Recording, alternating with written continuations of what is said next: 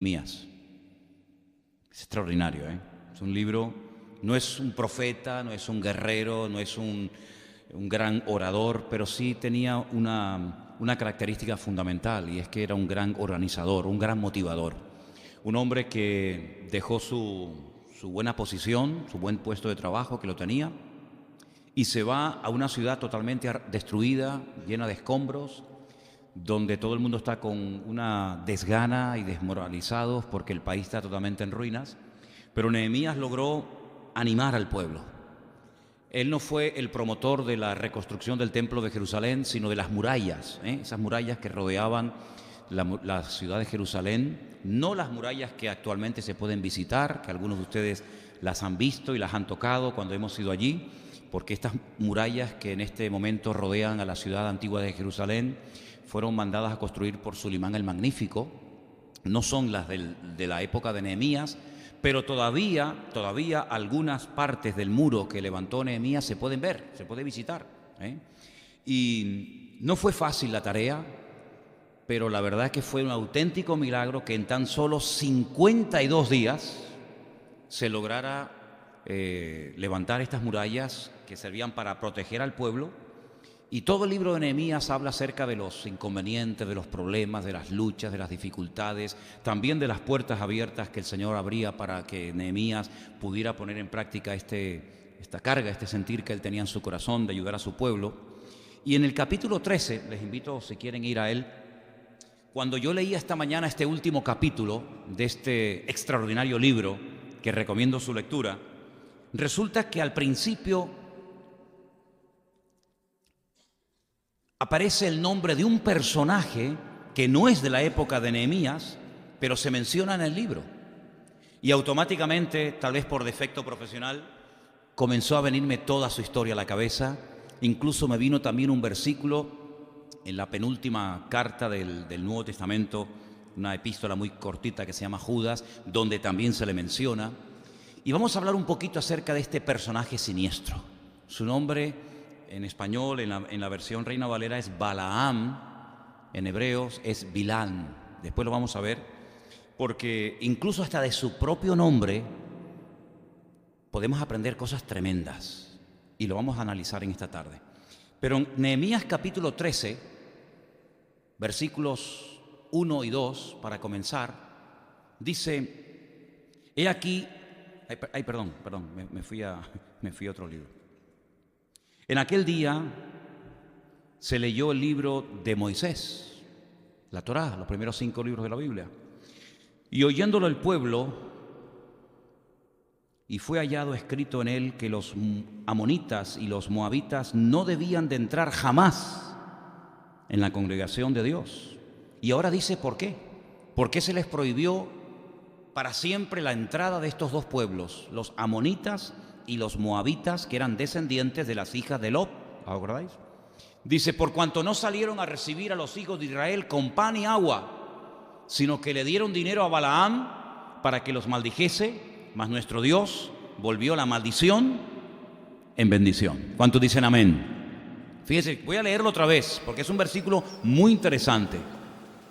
La razón por la que esta gente no podía entrar nunca a la casa de Dios, al templo, es porque no habían salido a recibir a los hijos de Israel, ¿verdad?, cuando venían de Egipto, con pan y con agua. Tampoco tenían que recibirle con un gran manjar, pero por lo menos tener el detalle de darles pan y agua, ya que venían de un largo viaje de 40 años para poder entrar en la tierra prometida, y seguramente venían cansados y sedientos y hambrientos. Dice que en vez de hacer eso, lo que hicieron fue contrataron a un pseudo profeta llamado Balaam para que maldijera a ese pueblo. Y lo intentó hacer, pero dice que en las 3 o 4 ocasiones que intentó hacerlo desde lo alto de una montaña, cuando él lanzaba palabras de maldición contra el pueblo, automáticamente cambiaban, y lo que hacía es que bendecía en vez de maldecir al pueblo. Entonces aquí vemos una estrategia muy interesante. No es pelear cuerpo a cuerpo, no es decir, bueno, vamos a atacarles con armas, con escudos, con lanzas, con jabalinas, con flechas, sino hay una estrategia diferente, es hacer un mal uso del poder que tienen las palabras. Sabemos que en la Biblia a la palabra se le da mucha importancia. Por supuesto, la palabra de Dios, lo primero. El poder de Dios está en su palabra. Pero Dios le ha dado al ser humano la capacidad de comunicarse, de poder construir frases, palabras, pensamientos. Incluso la Biblia es un gran milagro de ver cómo el hombre, utilizando esa capacidad que tiene de poder comunicarse, ha logrado plasmar por escrito las palabras de Dios y todo lo que Dios quiere que el hombre sepa en la actualidad. Ahora, me llama la atención porque el nombre Balaán o Bilán, que lo vamos a poner ahí un momentito para que ustedes vean cómo se escribe en hebreo, tiene 4 letras. La letra, saben que se lee de derecha a izquierda, ¿vale? La primera letra es la letra Bet, la letra Lamet, la letra Ain y la letra Men, esa Men Sofit. Ahora fíjense qué interesante, porque yo cuando estaba leyendo esta mañana esta historia en el texto en hebreo, me llamó la atención ese nombre. Y lo que vamos a hacer en esta tarde es desmenuzar un poco ese nombre, porque las 2 primeras letras, Dayana, las 2 primeras letras, esas 2 letras, si las ponemos al revés, es la palabra Lev, que significa corazón, pero están al revés. Y esto tiene una razón de ser. Lleva en su nombre la palabra corazón, pero al revés. Sabemos que el corazón es el asiento de las emociones. Sabemos, dice la Biblia, que del corazón salen cosas negativas que pueden llegar a contaminar países enteros, familias, congregaciones, la vida propia de la persona. Bilán o Balaam era un hombre que confundió su llamado. Era un hombre que dice que por dinero puso al servicio de un rey que lo había contratado llamado Balac la capacidad que tenía de poder bendecir o de maldecir a la gente. Si tuviéramos que ponerle un calificativo a este personaje hoy en día, diríamos que era una especie de santero, una especie de brujo, que utilizaba el nombre de Dios, que conocía a Dios, que mencionaba a Dios, como muchos de esta gente también lo hacen, pero de una forma incorrecta, pervirtiendo y malutilizando el nombre de Dios y haciendo un mal uso de un don que supuestamente era el don de la profecía, pero que le salió, permítame la expresión, el tiro por la culata. Es decir, no es un hombre que tiene un corazón sano, no es un hombre que tiene un corazón centrado en Dios, sobre toda cosa guardada, dice la Biblia, guarda tu corazón, sino que tiene el corazón torcido. No está ordenado, no está alineado con Dios. Y por eso la Biblia le da mucha importancia al tema del corazón, no tanto al músculo, ¿verdad?, sino a lo que representa el corazón. Los deseos, las pasiones, la avaricia, la soberbia, ¿verdad?, las bajas pasiones. Lleva en su nombre el nombre corazón, pero al revés, como diciendo, cuidado porque lo que aparenta no tiene nada que ver con lo que verdaderamente es. Fíjense, más adelante le añadimos la tercera letra de su nombre, la letra Ain, y esas 3 letras son la raíz de la palabra confusión. Claro, según cómo se conjugue, según las 7 estructuras verbales del idioma hebreo, se puede conjugar como ser confundido, como estar en confusión, como causar confusión, pero lo que está bien claro es que es la base de la palabra confusión y de todo lo que deriva de ella. Luego, en su propio nombre podemos observar que es un nombre que va a tratar de traer confusión a la vida de la gente.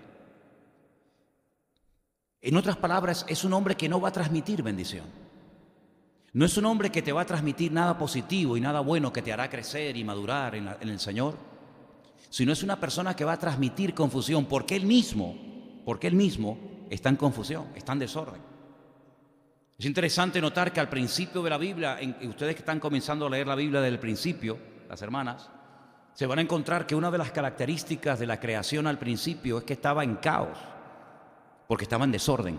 Y el desorden trae confusión y trae vacío y trae tinieblas. Y donde no está la bendición de Dios es porque hay desorden y porque hay tinieblas y porque no está la persona alineada con el Señor. Y este hombre en su nombre tiene la raíz de la palabra, del concepto confusión. Pero si le añadimos la última letra, volvemos a la palabra anterior, las dos últimas letras significan pueblo, las dos últimas letras de la primera palabra. Esas son las dos últimas letras.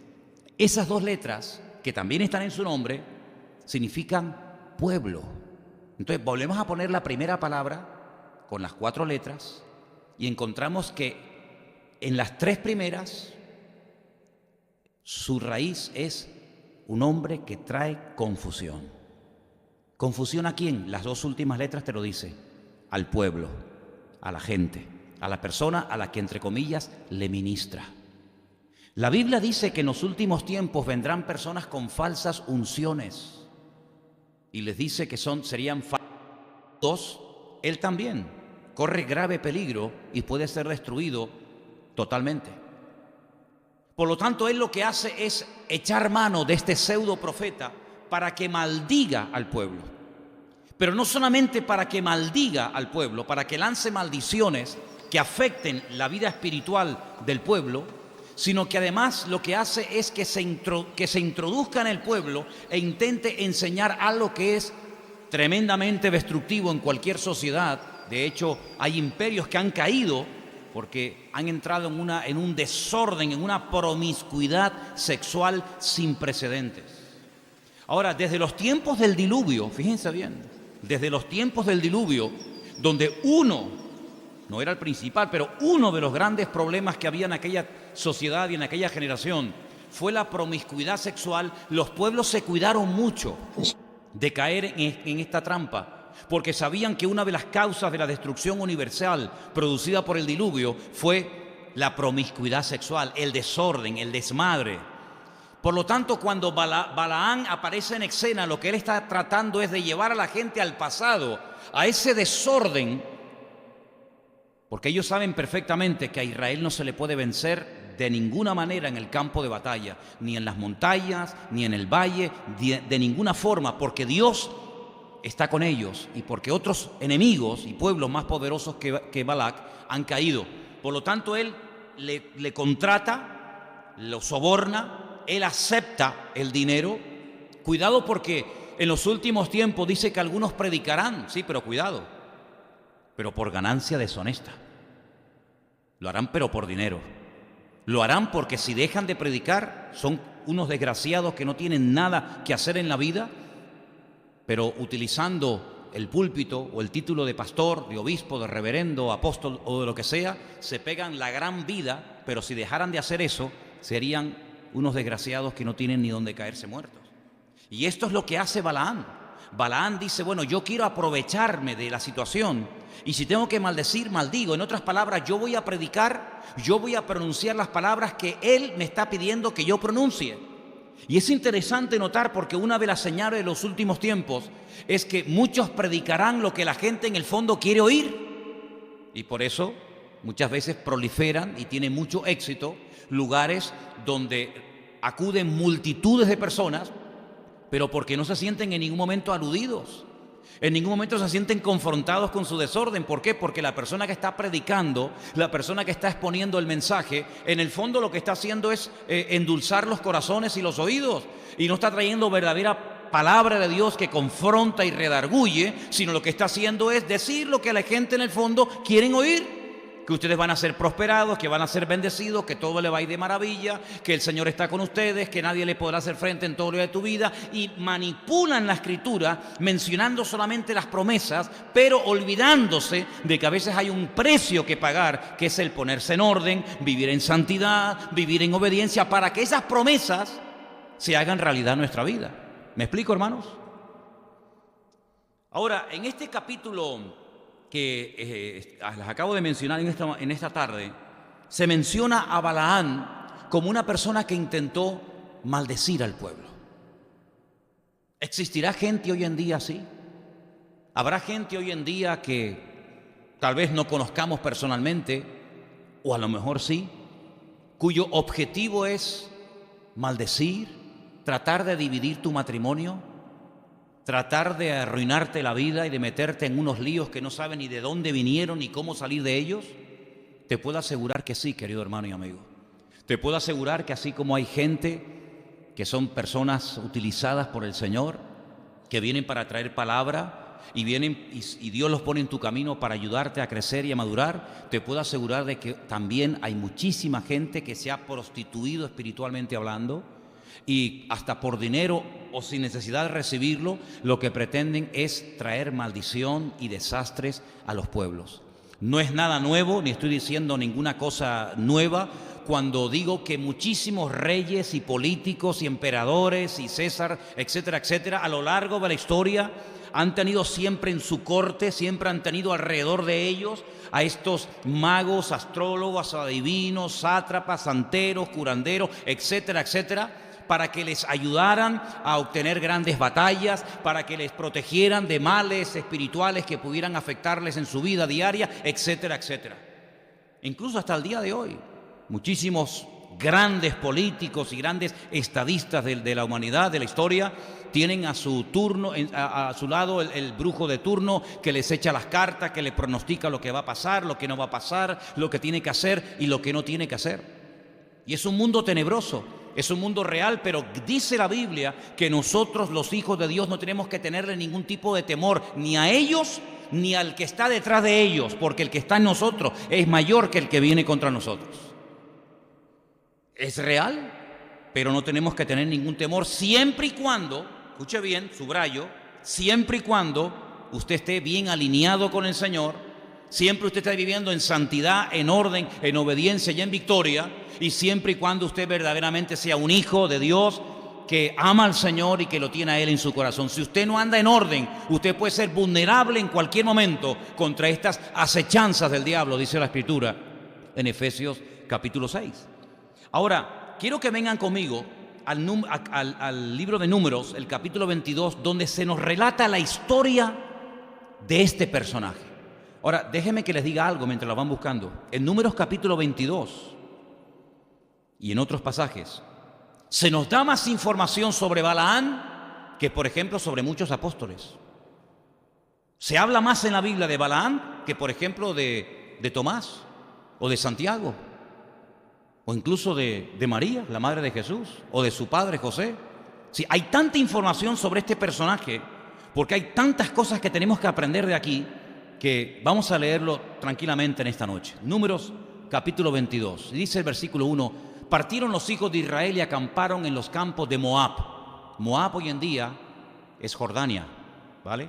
Israel, cuando venía del sur, no entró directamente por el sur de Israel, sino que dio un rodeo y se metió por el este, y del este quería entrar cruzando el río Jordán a la tierra prometida. Entonces dice que se acamparon en los campos de Moab junto al Jordán, enfrente de Jericó. Es muy bonito cuando vamos a Israel. Yo llevo a los grupos al sitio exacto donde las tribus de Israel pasaron por el río Jordán, y automáticamente usted, hasta el día de hoy, enfrente ve la ciudad de Jericó. Si usted tiene Jericó enfrente suya, usted está aquí en el río Jordán, y aquí detrás de usted está Moab, o lo que hoy en día es Jordania. Y ese texto, cuando usted lo lee allí, pues lo entiende mucho mejor, porque lo ve realmente como era, ¿no? Versículo 2 dice: y vio Balac, hijo de Zippor, todo lo que Israel había hecho al amorreo. Ahora, me llama la atención, fíjate qué curioso. Le llamó la atención a él lo que le había hecho al amorreo. ¿Y por qué no menciona lo que le había hecho Israel, por ejemplo, a los egipcios? Porque lo que Israel le hizo a los egipcios, en comparación a lo que le hizo a los amorreos, no tiene nada que ver. A Egipto lo dejó destruido, arruinado completamente. Mira, hasta el heredero, el hijo del faraón, murió. Las cosechas quedaron destruidas, los campos quedaron arrasados, la ganadería quedó prácticamente destruida, arrasada. El país quedó totalmente destrozado. ¿Por qué no se queda sorprendido por lo que Israel le hizo al egipcio, sino que se queda sorprendido por lo que le hace al amorreo? Bueno, primeramente, lo que Israel le había hecho cuando estuvo en Egipto fue hace 40 años. Para Balac era algo que había pasado hace mucho tiempo. Y en segundo lugar, no le afectaba tanto, porque desde donde están ahora hasta Egipto hay mucha distancia. Parece que hay ciertas cosas en la vida que, como no nos afectan, no nos ponen nerviosos. Pero cuando vemos que se acercan y nosotros también podemos ser vulnerables y podemos ser víctimas de esos problemas, como que perdemos un poco la calma. Lo que le hizo Israel a Egipto no le preocupaba, porque al fin y al cabo fue hace mucho tiempo y es muy lejos. Pero cuidado, al amorreo lo tengo al lado. Cuando vemos el hambre en otros países, bueno, decimos pobrecitos niños, ¿no? Qué lástima, cómo tienen esas barriguitas hinchadas, o cómo se mueren, o cuando vemos, ¿verdad?, las guerras en Siria o en cualquier otro país, decimos, pobre gente, cómo sufren. Pero como nos pilla tan lejos, ¿verdad? Estamos tan lejos, pues ahí seguimos con esa cosa tremenda de estar viendo la televisión y comiendo y viendo todas esas desgracias, ¿no? Ay, amigo, pero si la guerra y el grupo Daesh o ISIS estuviera aquí enfrente de la isla, enfrente que vivimos, o estuviera aquí en nuestra isla, qué diferente veríamos las cosas, ¿verdad? Pero como las vemos tan lejos, decimos, pobrecitos, ¿no? Los que están allá. Como cuando ocurre un terremoto, un tsunami, una desgracia. Bueno, aquí estamos tan bien, ¿verdad? Pero ahora Balac, cuidado, dice, cuidado, que ahora ya no están lejos. Cuidado que ahora, esto no hablo de hace 40 años, estoy hablando de lo que le hizo Israel al amorreo, que es mi vecino, y vienen a por mí. Versículo 3. Moab tuvo gran temor. Ahora sí, ¿no? Ahora tienes temor. Claro, ahora ves el lobo, ahora ves las orejas del lobo, ahora te pones asustado. Ay, amigo. Tuvo gran temor a causa del pueblo porque era mucho. Se angustió Moab a causa de los hijos de Israel. Y dijo Moab a los ancianos, escuchen esto, le dijo a los ancianos de Madián, ahora lamerá esta gente todos nuestros contornos como lame el buey la grama del campo. El buey, la vaca, es el único animal que cuando pasta arranca todo. No es como la oveja que come por arriba y deja la raíz, sino que la vaca cuando come hierba lo arranca todo, la raíz y todo. Y él compara a Israel con esos animales que arrasan de raíz con todo. Dice, ahora lamerá esta gente todos nuestros contornos como lame el buey la grama del campo. Y ahora viene un dato muy interesante. Dice, y Balac, hijo de Zippor, era entonces rey de Moab. No lo cambies. ¿De dónde era Balac rey? De Moab. Pero al principio del versículo dice, le dijo Moab a los ancianos de Madián. Bueno, aquí hay dos pueblos diferentes, ¿eh? Madián es una cosa, Madián es un país, un pueblo, y Moab es otro país. Yo no sé cómo está usted de conocimiento de la Biblia, pero usted puede llegar a la conclusión de que estos dos pueblos, Moab y Madián, se odiaban, se mataban entre ellos. Pero ahora tienen un enemigo en común. Ahora Madián y Moab tienen que unirse porque el enemigo Israel es más fuerte que los dos. Por lo tanto, si seguimos peleándonos entre nosotros, tanto tú como yo, vamos a ser destruidos. Lo que vamos a hacer es llevarnos bien, hacer una especie de pacto de no agresión y unirnos porque viene un enemigo más fuerte que nosotros, que es Israel, y como no nos unamos, nos van a destruir. Después hablaremos de esto. ¿Por qué se unió a Madián y no se unió, por ejemplo, a otro pueblo? Vamos a verlo después. Versículo 5. Por tanto, envió mensajeros a Balaam, hijo de Beor, en Petor, que está junto al río en la tierra de los hijos de su pueblo, para que lo llamasen diciendo, un pueblo ha salido de Egipto y he aquí cubre la faz de la tierra y habita delante de mí. Ahora, vamos a pararnos en este texto. Él envía mensajeros a este personaje siniestro llamado Balaam, que dice que es hijo de un tal Beor, y lo manda a Petor. ¿Por qué menciona el sitio donde él vivía? ¿Qué más da donde viviera Balaam? ¿Por qué menciona a Petor? Miren, a usted le suena la palabra cambista, ¿verdad? ¿Sí o no?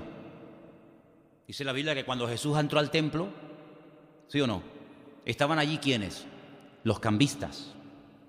¿Y quiénes eran los cambistas? Eran personas muy solicitadas porque eran personas que tenían continuamente mucho trabajo, porque la gente cuando iba a comprar o a vender mercancías tenían que cambiar a los cambistas las monedas ¿verdad?, para poder comprar o vender mercancías.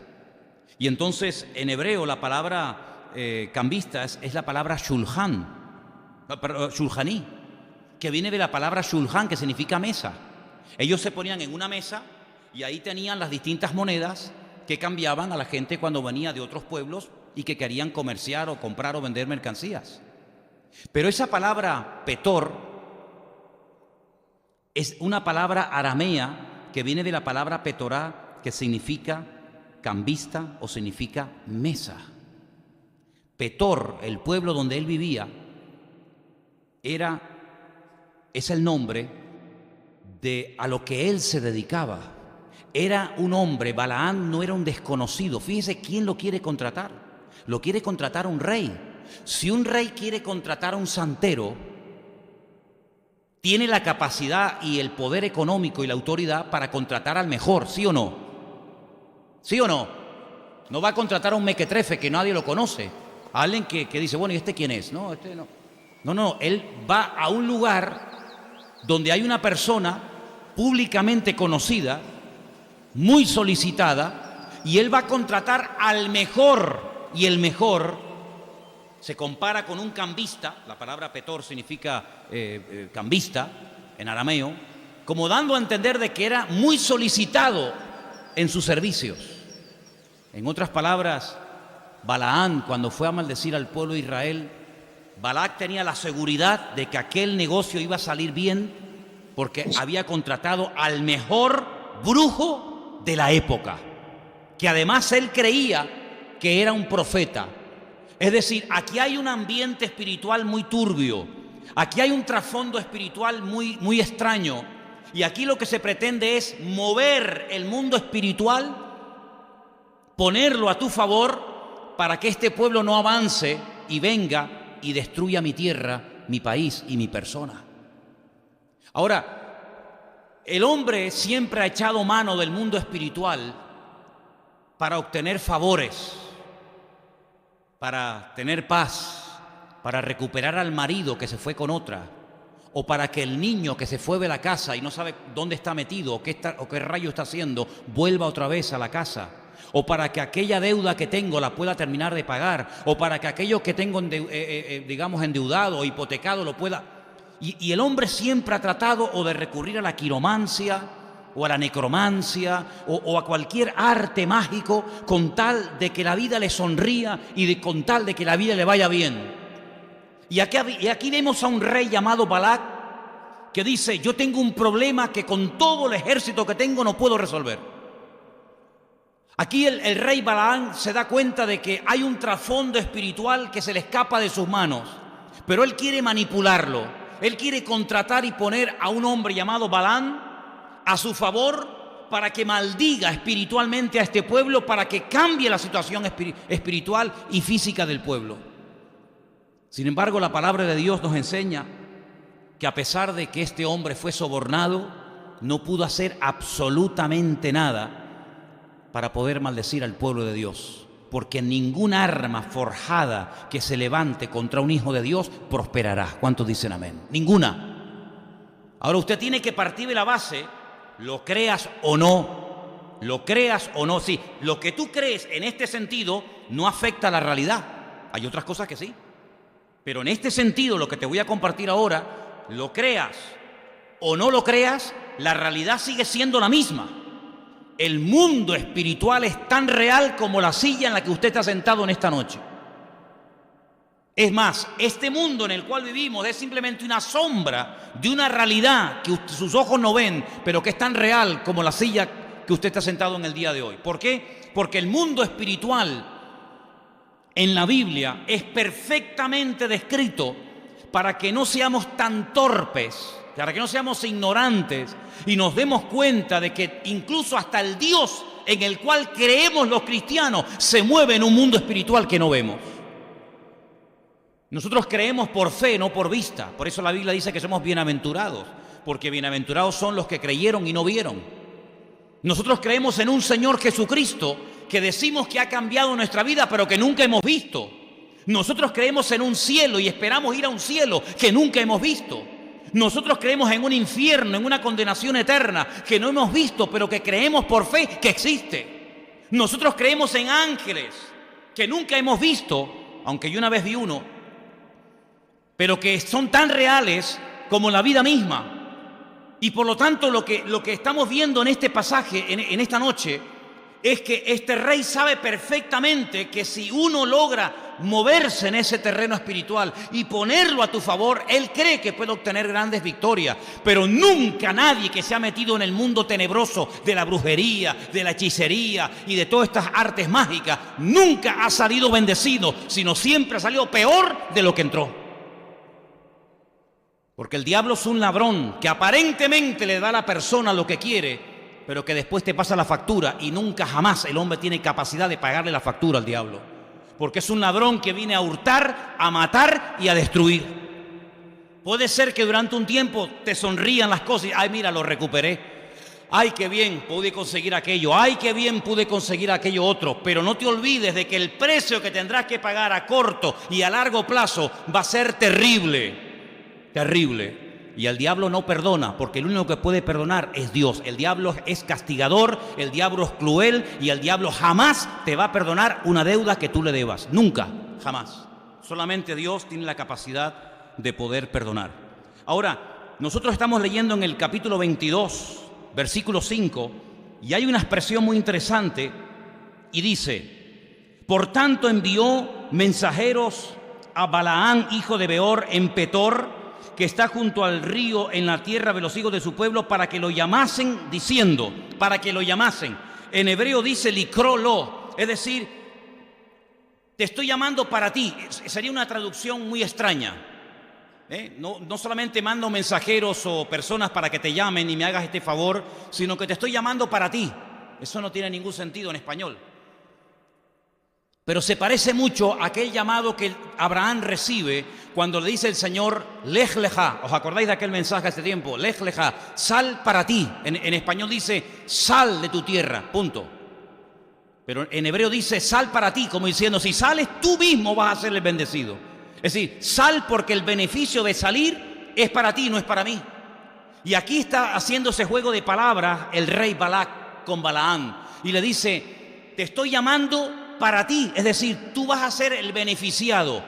Indirectamente le está diciendo que no solamente va a recibir una gran suma de dinero, sino que va a ser honrado, va a ser querido, va a ser reconocido. Es decir, te estoy llamando para tu propio beneficio, como diciendo, el favor no me lo estás haciendo tú a mí, sino que yo te estoy haciendo a ti un favor, llamándote para ti mismo. Es como una cosa extraña de entender, pero creo que con la explicación que estoy dando se puede entender, ¿verdad? Te estoy llamando para bendecirte, te estoy llamando para ayudarte. A cambio de, ten cuidado con los que te ofrecen el oro y el moro y después ni el moro, ni el oro, ni nada.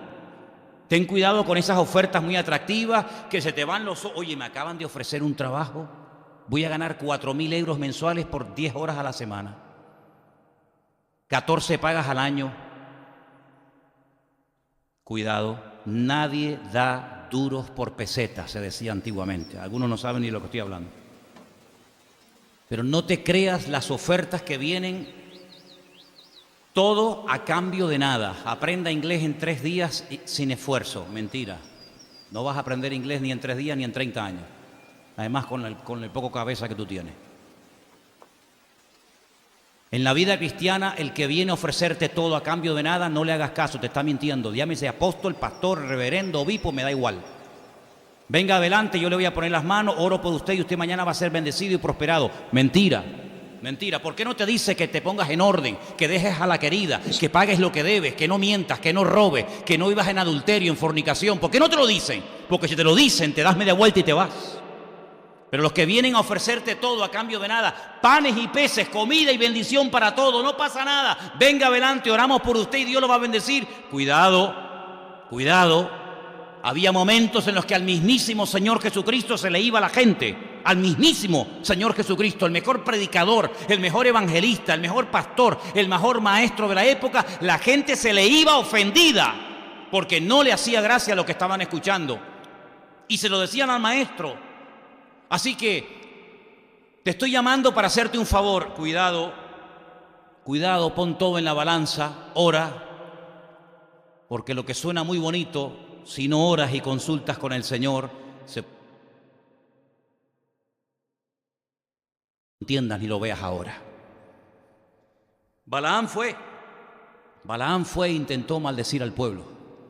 Derramaba sangre, siempre en todo tipo de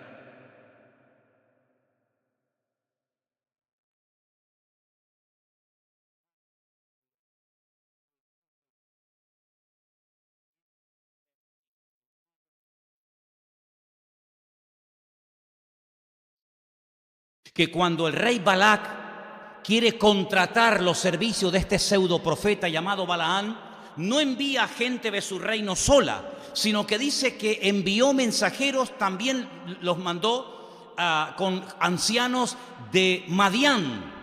¿Os acordáis? Creo que era el versículo anterior, el 4. Moab envió ancianos de Madián junto con los de él. Y entonces yo comencé a averiguar, ¿y por qué? ¿Por qué va a Madián, que es un enemigo de él, a convencer a ancianos que vayan con los suyos para contratar a Balaam? Y resulta que encontré un texto muy interesante que lo quiero leer. Se encuentra en Éxodo capítulo 2, del versículo 11 en adelante. Por favor, presta atención. Éxodo capítulo 2, verso 11, y dice así: en aquellos días sucedió que crecido ya Moisés, salió a sus hermanos y los vio en duras tareas, y observó a un egipcio que golpeaba a uno de los hebreos, sus hermanos. Versículo 12. Entonces miró a todas partes menos hacia arriba. Cuando tú vas a hacer algo y miras así,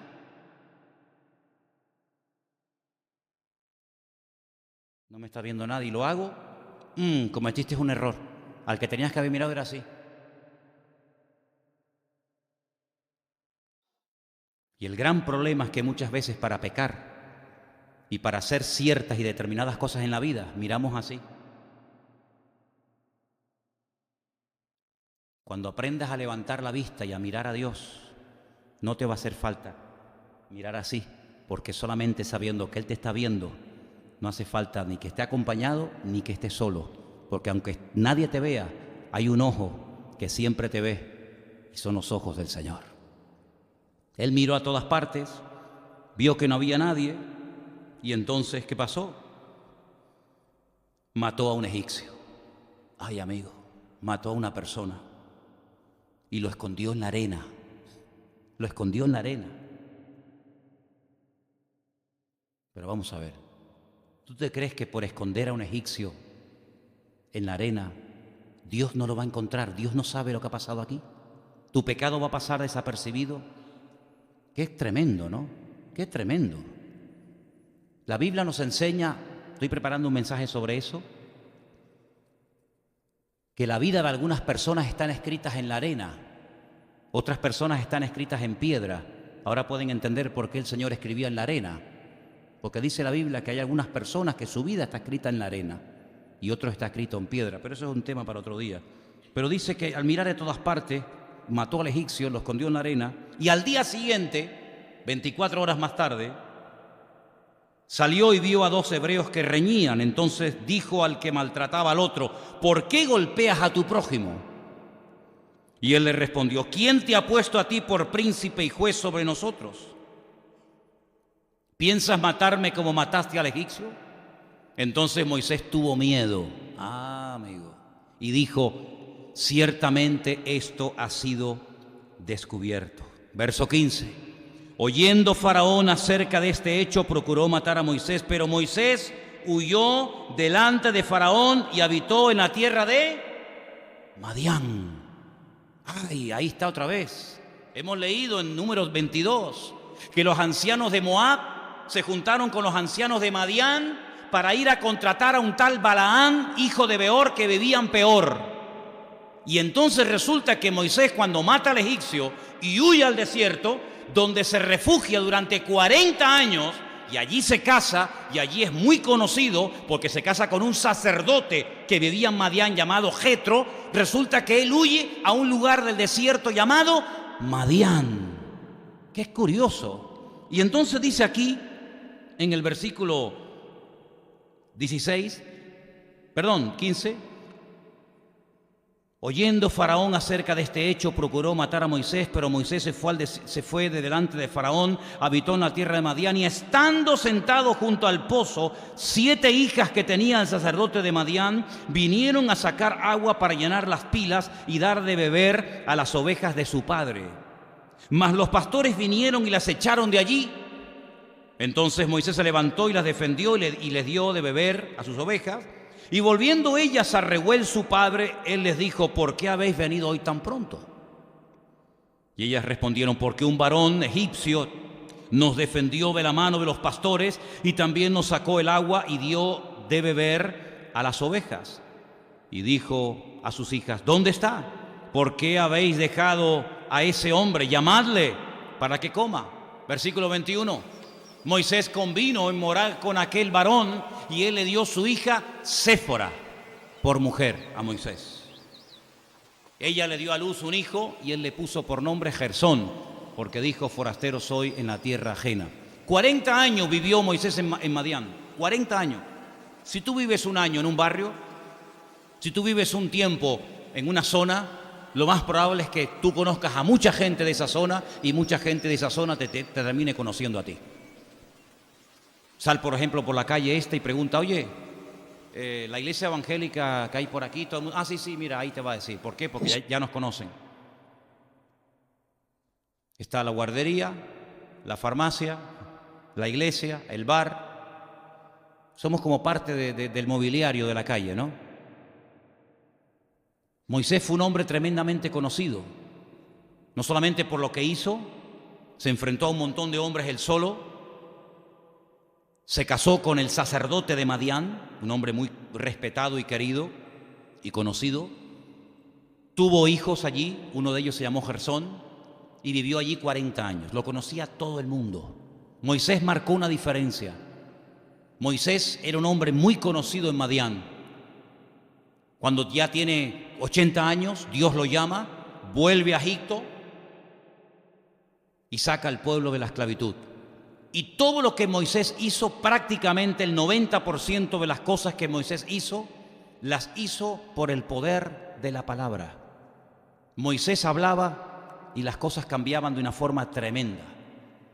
Balac dice: en Madián vivió un hombre tremendamente poderoso que cuando hablaba al mismísimo Faraón, cuando hablaba las cosas cambiaban. Mira tú por dónde este hombre, movido por esto, reúne a los ancianos de Madián que conocían perfectamente el estilo de vida y el poder de la palabra que tenía Moisés, porque el poder de la palabra es sinónimo al poder en oración. Es lo mismo en hebreo, poder en palabra y poder en oración es lo mismo. Era un hombre poderoso en palabras y en hechos, dice la Biblia. Era un hombre poderoso en oración y en acciones. Y por lo tanto Balaam era un hombre aparentemente poderoso en palabras, poderoso en oración, no a Dios, sino sabe Dios a quién, y por eso él lo contrata para que maldiga al pueblo. Pero sabemos por el resto del capítulo 22 que todo lo que hizo fue totalmente vano e inútil y una pérdida de tiempo, porque la palabra de Dios nos enseña que los hijos de Dios estamos protegidos de noche y de día por las manos de nuestro Dios. Ahora, Balaam está en lo alto de una montaña, tratando de maldecir al pueblo. En el valle está Israel acampado en las tiendas. ¿Sabía Israel que Balaam estaba en lo alto de una montaña tratando de maldecir sus vidas? Probablemente no lo sabía. Como hay muchísimas cosas que tú y yo no conocemos, pero no importa. Dice la Biblia que incluso durante la noche el ángel del Señor acampa alrededor de los que le temen y los defiende y los protege de noche y de día. Por lo tanto, no tenemos que tener ningún tipo de temor a nada ni a nadie. ¿Cuántos dicen amén? Porque ya lo han intentado, hermanos. No es nuevo lo que estoy diciendo. Ya lo han intentado y han salido, permítame la expresión, con el rabo entre las patas. Porque el enemigo es tan tosudo y cree que intentándolo otra vez y ahora otra vez, y ahora por este lado, y ahora por el otro lado. En algún momento tendrá éxito, pero el enemigo es un ser derrotado, vencido, con herida de muerte desde que Cristo lo venció en la cruz del Calvario. Y ha puesto poder y autoridad sobre nuestra vida para que podamos estar por encima de todo ataque del enemigo y vivir las 24 horas del día en victoria. ¿Cuántos dicen amén?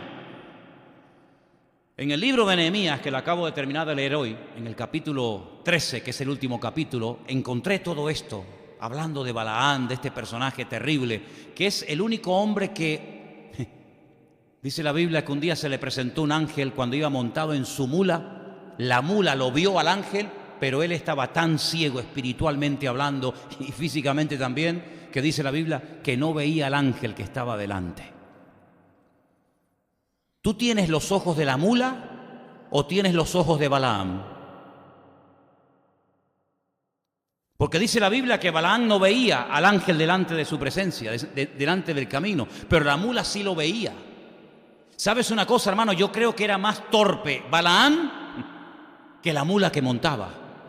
Porque la mula que montaba fue golpeada cruelmente porque Balaam quería que se levantara y caminara y la mula se tiraba al suelo y no quería avanzar.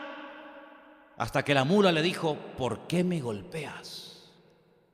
Ahora, si a ti un día te hablara un perro o el gatito que tienes o una mula, ¿cómo reaccionarías? Sería algo terrible, ¿no? Pues este comienza a conversar con la mula y la mula le responde y él no se da cuenta de que está hablando con un animal y está quedando en evidencia. Él es mucho más animal que la propia mula, que no quiere caminar. Y la mula le salvó la vida. Tal vez te has reído de la persona que está a tu lado y le has dicho: te has metido en una secta, te vas a volver loco o loca. Pero no te olvides de que la persona de la cual te puedes estar riendo hoy o te has reído en el pasado, puede ser que gracias a él o a ella tú hoy estés aquí con vida y no has muerto en el camino, amigo. No te olvides nunca de eso. Y como dice el refrán, el que ríe último, ríe mejor. Al final Balaam reconoce que ha cometido un gravísimo error. Y la Biblia dice que cada vez que salían palabras de maldición contra el pueblo, Dios se las cambiaba y las tornaba en bendición. Yo sé que hay congregaciones y hay un sector del mundo evangélico que le da mucha importancia a este tema de las maldiciones. Y están todo el día que si maldiciones para aquí, que si maldiciones para allá, que si las maldiciones del abuelo, que si las maldiciones de la herencia. Bueno, ¿hablará la Biblia algo de esto? Claro que habla, pero hay que hablar lo que dice la Biblia, no lo que dice el hombre. La Biblia dice que Dios visita la maldad sobre los padres y los hijos, ¿verdad? De los que le aborrecen. Y hay familias que están como marcadas y destruidas por el pecado desde casi desde la cuna. Pero cuidado, cuando una persona se convierte de verdad al Señor, se frena, se para, se neutraliza todo proceso de maldición, porque Dios cambia toda maldición en bendición en nuestras vidas. ¿Cuántos dicen amén? A mí qué más me da que arriba de nosotros viva un brujo o un santero, que viva que le dé la gana. A mí no me afecta, porque el que está conmigo es mayor que el que viene contra mí. A mí que hagan lo que quieran, que pongan puros en la puerta de la iglesia, que pongan palomas o gallinas, que hagan lo que quieran. El Señor me protege a mí. Ahora, si usted quiere darle lugar a eso y está, es que hay una santera, es que hay un brujo, entonces que usted no ha entendido nada. Porque el poder de Dios es el poder verdaderamente real que protege y que estará con nosotros siempre, todos los días, hasta el fin del mundo. Así que déjese de diablo y san diablo y brujo y tal, porque, hermano, el que está con nosotros es mucho mayor que todas esas vainas. ¿Cuántos dicen amén? Ahora, en el libro de Nehemías, y termino, quiero que vuelvan conmigo al capítulo 13, si no les importa. No solamente se habla de este personaje siniestro llamado Balaam o Bilam, sino que en el versículo 3 se habla acerca de algo muy importante que tuvieron que hacer, y fue separarse de ciertas y determinadas personas. Ay, amigo, yo me acuerdo cuando mi madre, sobre todo, las madres ustedes saben que son muy especiales, sobre todo las madres de Canarias, que parece que sus hijos nunca han roto un plato, los malos son siempre los demás. Mi niño no, mi niña no, eso no, eso mi niño y eso mi niña nunca lo hará. Los demás sí, pero mi niño y mi niña no. Mi madre decía: no te juntes con malas compañías porque te pueden echar a perder. Y las madres de esos chicos le decían: no te juntes con este desgraciado que vas a terminar peor que él. Pero para mi madre las malas compañías eran las otras. Y el que echaba a perder a los demás era yo. A mí no me echó a perder nadie, yo me eché a perder solo. ¿Sabe?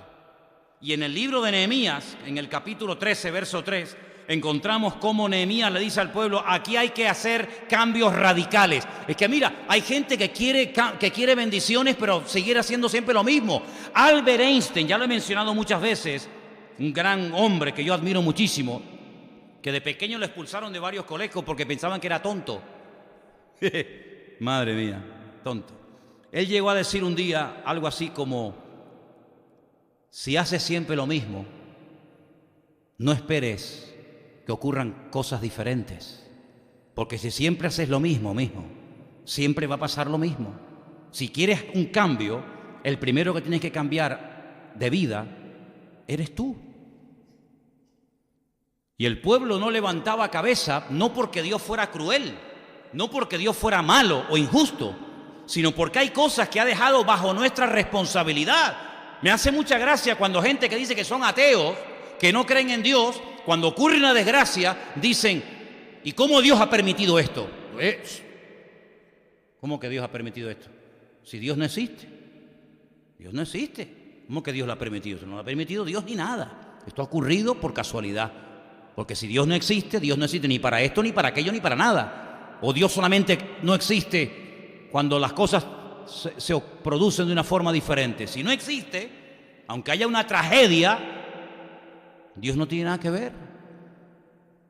Pero sin embargo la Biblia nos enseña que hay cosas que ocurren por nuestra culpa. Porque si tú eres infiel a tu mujer, no le eches la culpa a Dios. Si tú te pones en una carretera borracho a 200 kilómetros por hora, no le eches la culpa a Dios. Si tú te metes en el mundo de la droga, del alcohol y de la brujería, etcétera, etcétera, y después te va mal la vida y te enferma, no le eches la culpa a Dios. Asume tus responsabilidades personales. Que ser creyente no significa ser un robot. Yo tengo la obligación de pagar los impuestos y de decir la verdad y de vivir una vida ordenada. Es mi responsabilidad como ser humano.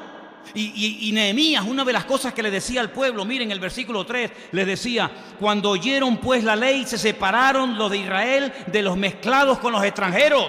Es decir, en aquellos tiempos estaba totalmente prohibido que ustedes, pueblo de Dios, emparenten, se casen, tengan relaciones con otros pueblos que les van a terminar contaminando a ustedes.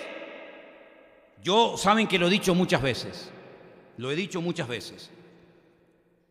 y es una cosa misteriosa. ¿Cómo es posible que una manzana podrida eche a perder 100? Es que es una cosa increíble, porque dice: bueno, pero son 100 contra una. ¿No pueden las 100 hacer que la podrida se sane? Pues no pasa eso.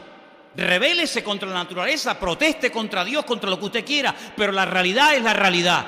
Una manzana podrida, una papa podrida, una fruta en malas condiciones, echa a perder las sanas. Bueno, pues espiritualmente hablando pasa lo mismo. Si usted se junta en un ambiente incorrecto, lo más probable es que ese ambiente termine a usted cambiándolo y no usted ese ambiente cambiándolo a usted, porque es así.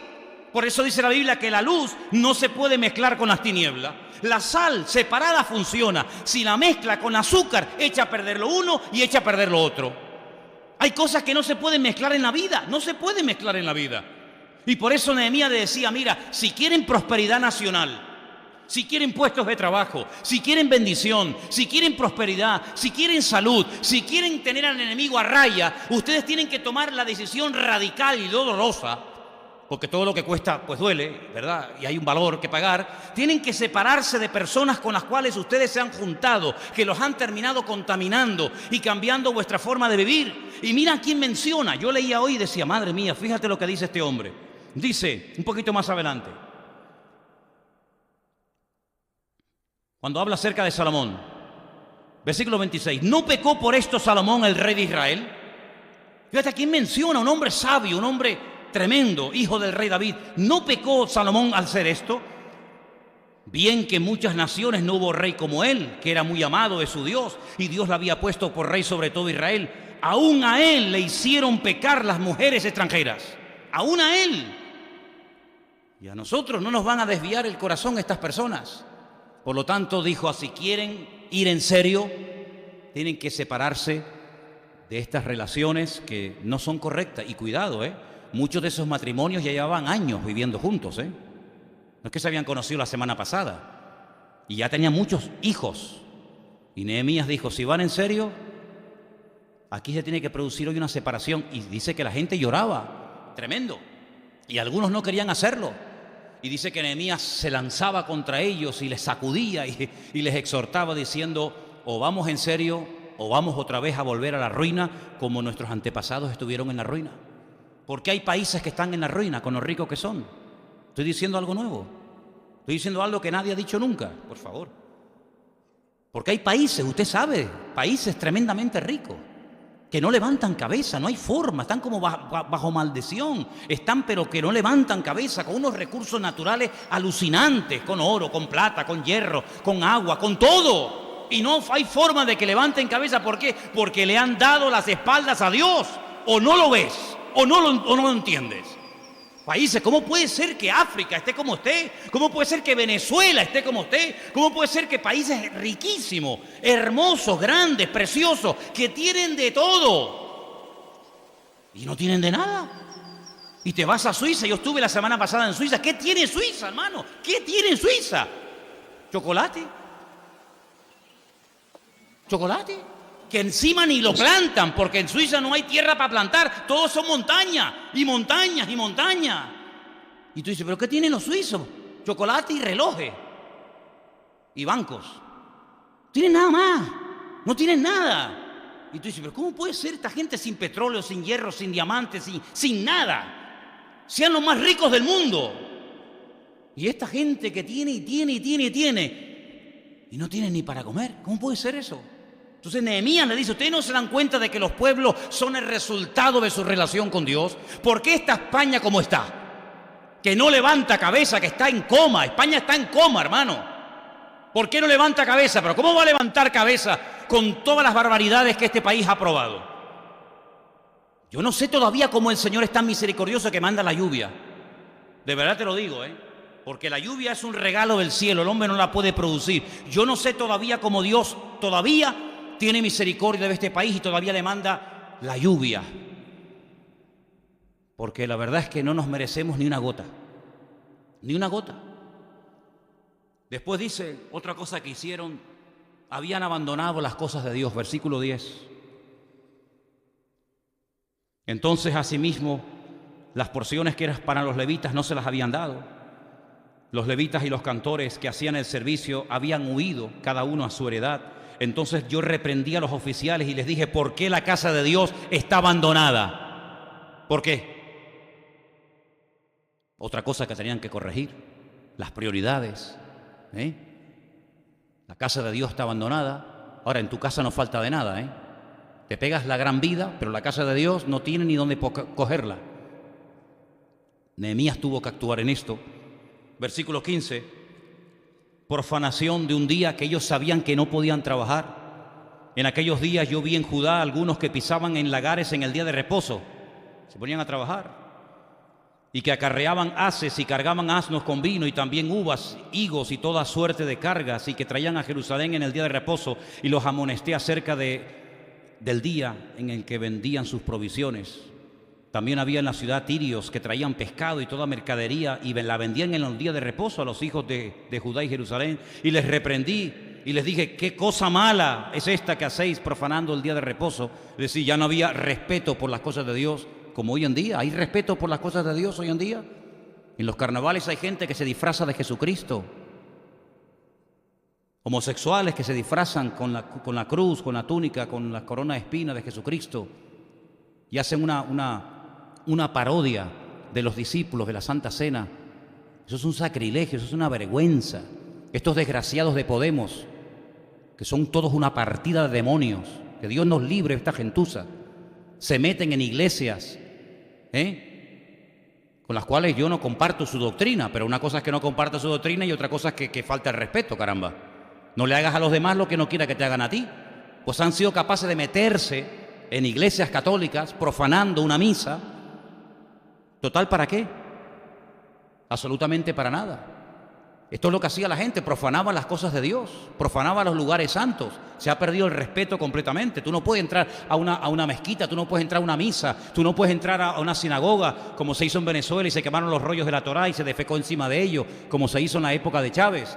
O sea, hay cosas que no se pueden hacer bajo ningún concepto, hay unos mínimos. Y cuando se rompen esos mínimos, las maldiciones que vienen sobre esos pueblos, y si no, mira cómo están, caramba, mira cómo está esa gente. No levantan cabeza, ¿por qué? Porque cuando se mete uno con el hombre, pues bueno, a ver quién puede más. Pero cuando te metes con Dios, amigo, y cuando te metes contra el pueblo de Dios, eres hombre muerto.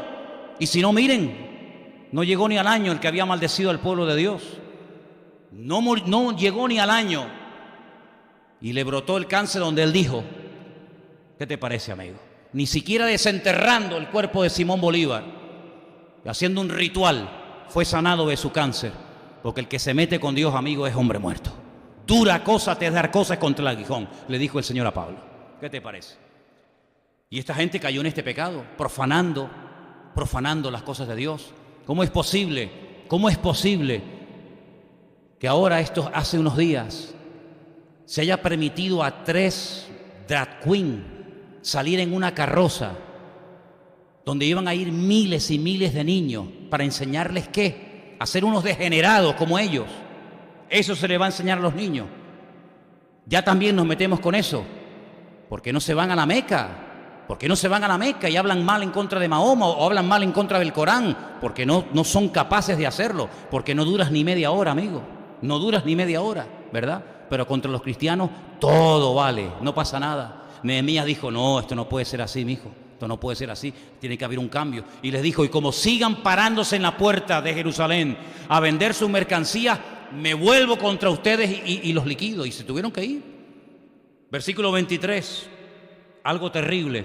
Vi asimismo en aquellos días a judíos que habían tomado mujeres de Asdod, amonitas y moabitas, y la mitad de sus hijos hablaban la lengua de Asdod, porque no sabían hablar judaico, sino que hablaban conforme a la lengua de cada pueblo. Estaban perdiendo su identidad. ¿Qué es lo que está tratando el mundo hoy en día? De quitarles la identidad a nuestros hijos, de quitarles la identidad a los seres humanos. Y todos se tienen que vestir así, y tienen que hablar así, y tienen que hacer esto, y tienen que hacer aquello, tratando de manipular, ¿verdad? Cambiando la identidad. Ya no sabían ni hablar el idioma de la Biblia, ya no sabían leer las Escrituras, porque ya estaban tan acostumbrados a vivir entre inconversos que hablaban hasta como inconversos. Y cuando el mundo afecta nuestro modelo, nuestro estilo de vida, nuestra filosofía, cuando nuestros hijos ya hablan y visten y opinan y actúan como la gente del mundo, tenemos un gravísimo problema, porque tal vez no nos hemos metido en el mundo, pero el mundo se nos ha metido en nosotros. ¿Qué es lo que estaba pasando en aquellos días? Dice, ya ni hablar saben, ya no saben ni hablar, ni leer la Escritura. Y finalmente, en el versículo 30 dice, los limpié pues de todo extranjero y puse a los sacerdotes y levitas por sus grupos, a cada uno en su servicio, y para la ofrenda de la leña en los tiempos señalados y para las primicias. Termina diciendo, acuérdate de mí, Dios mío, para bien. En otras palabras, puso a cada uno en su sitio. Pero saben, en el libro de Nehemías hay varios nombres que son muy repetitivos y son enemigos del pueblo. Uno era Sanbalat, ¿os acordáis? Tipo terrible. El muro que están levantando, si se sube una zorra lo va a tumbar. Y ustedes están levantando el muro para rebelarse contra el rey. ¿Sí? Una persona que solamente venía a meter cizaña, a desacreditar al siervo de Dios, en este caso a Nehemías. Una persona que venía a traer desánimo. Sanbalat, uno de ellos. Otro, Tobías. ¿Se acuerdan? Tobías era terrible. Vamos a hablar porque tenemos que dialogar. Y Nehemías decía, yo contigo no tengo nada que hablar. Yo estoy haciendo la obra de Dios. Y yo no me voy a parar para hablar contigo. ¿De qué voy a hablar yo contigo, Tobías? De nada. ¿Saben? En el capítulo 13, léanlo después si quieren tranquilamente en casa, van a encontrar que el sacerdote principal de Jerusalén, le había hecho una casa. Déjeme que lea este versículo y termino. Ya lo digo en serio. Versículo 4. El sacerdote Eliasib, cuyo nombre significa Dios restaura, en hebreo, un nombre muy bonito, siendo jefe de la cámara de la casa de nuestro Dios, había emparentado con Tobías. Ay, amigo. Y le había hecho una gran cámara en la cual guardaban antes las ofrendas, el incienso, los utensilios, el diezmo del grano, del vino, del aceite, que estaba mandado dar a los levitas, a los cantores, a los porteros y tal. Le había hecho una casa al desgraciado en la casa de Dios, a Tobías. Es decir, sacó todo lo que tenía que estar allí, los diezmos, las ofrendas, los candelabros, en fin, todo lo necesario para el servicio de la casa de Dios, lo sacó y le dijo a Tobías: no, vente a vivir aquí, te hacemos una casa. Y dice que tenía una gran cámara, tenía una estancia, una gran habitación, y se había acomodado el enemigo dentro de la casa de Dios. Pero ¿cómo puede ser esto? ¿No tendremos que vigilar de vez en cuando nuestras vidas, nuestros hogares, para ver si Tobías se nos ha metido dentro? A lo mejor se nos ha metido Tobías, a lo mejor se nos ha metido un enemigo dentro de casa, y papá, mamá, a lo mejor ni te has dado cuenta. Por eso que el Señor nos dé mucha sabiduría y mucho discernimiento en este año, para darnos cuenta de que en nuestros hogares, en nuestras casas, en nuestras vidas, el único que tiene que entrar es el Señor Jesús, su palabra, su presencia y su Espíritu Santo. Y en el momento en que haya un Tobías, en el momento en el que haya un enemigo, algo contrario al Señor, yo tengo que sacarlo de aquí, porque mi casa tiene que ser un lugar donde haya bendición, y para que la bendición esté tiene que haber orden en mi casa. Por eso yo lo dije el año pasado y lo vuelvo a decir hoy: dé una vueltita por la casa. A lo mejor hay alguna cosita en casa que dice: bueno, ¿y esto qué pinta aquí? Que este panzudo gordo, calvo, feo, ¿quién es? No, este es Buda. Este no tiene que estar aquí. Este tipo no representa nada bíblico. Lea la vida de Buda, lea su filosofía, lea lo que es el budismo, contacto con los demonios, así de claro, amigo. Fuera de aquí. Tal vez tiene usted ahí una cruz de Caravaca, y esto qué es, ni cruz, ni vaca, ni nada. Compre una vaca, es mejor que la cruz que le va a traer esto. Los elefantes de la suerte, caretas y amuletos de África, no, son souvenirs que compré cuando estuve en Mozambique, cuando estuve en Angola, cuando estuve en Kenia, me traje una careta. Pero tú no sabes quién es esto. Tú no sabes que esos son espíritus y demonios que adoran en esos países, que para nosotros los europeos, para nosotros los occidentales, los del primer mundo, son souvenir, pero que para ellos son sus ídolos. Es como si tú le llevaras vírgenes y santos a ellos, pues ellos te las venden a ti como si fueran souvenir, pero son sus ídolos. Tú no te das cuenta de eso, amigo. Entonces, ¿cuántas veces somos tan ingenuos que no nos damos cuenta de lo manipulables que somos y nos abrimos a lo malo? Y lamentablemente a veces nos cerramos a lo bueno. Hermanos, que Dios nos ayude para que en este año nuestra vida sea una vida de bendición y sea una vida ordenada. ¿Cuántos dicen amén? Cierra tus ojos, por favor, ahí donde estás.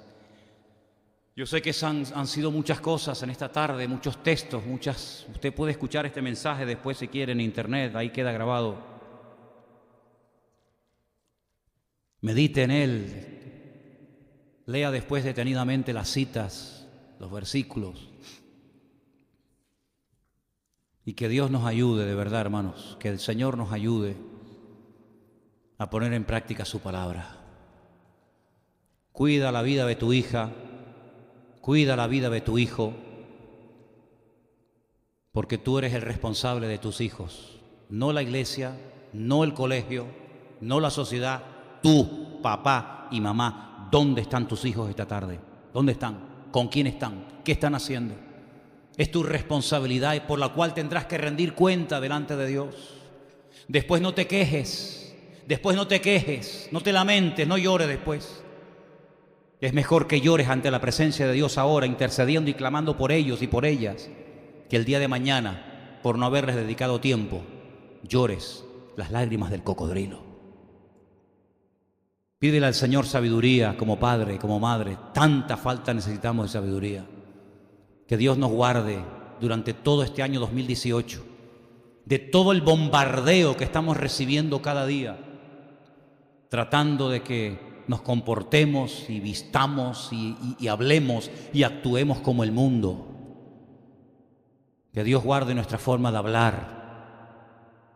Que Dios guarde nuestras casas. Porque si fracasas en la casa, has fracasado en todo, amigo. Que el Señor nos ayude a ponerle a Él en primer lugar. Que el Señor nos proteja de enemigos que sutilmente se quieren meter en nuestras vidas.